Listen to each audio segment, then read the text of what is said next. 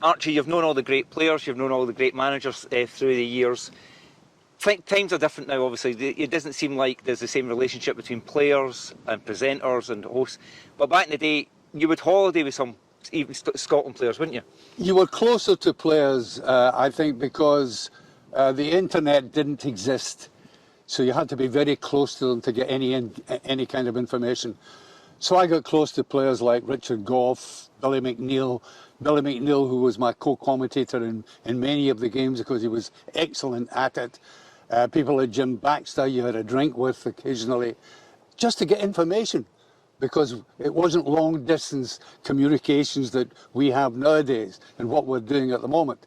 It was also different, and it got intimacy. Sometimes the intimacy went wrong. I was very close to Alec Ferguson, the closest I ever got to a manager, and yet he fell out with me eventually because of something I said.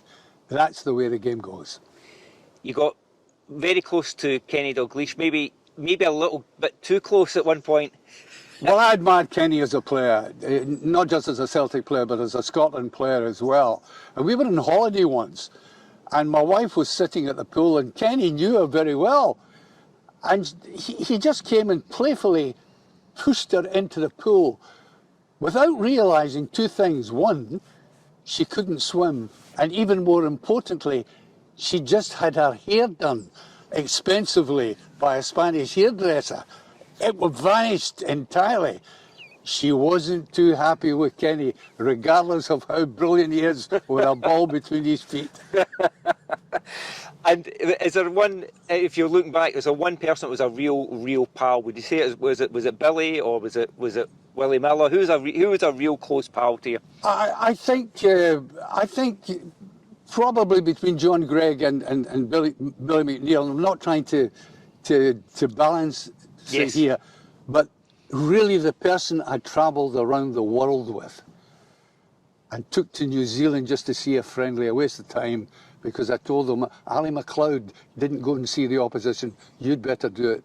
And that was Jock Stein. When, in the mid-flight over Hawaii, he turned to me and said, I've just had a dream about how I nearly died. Because he did in one occasion. And he described to me, dying to me was like watching my granny's flower box that she used to have in her windowsill. And that was it.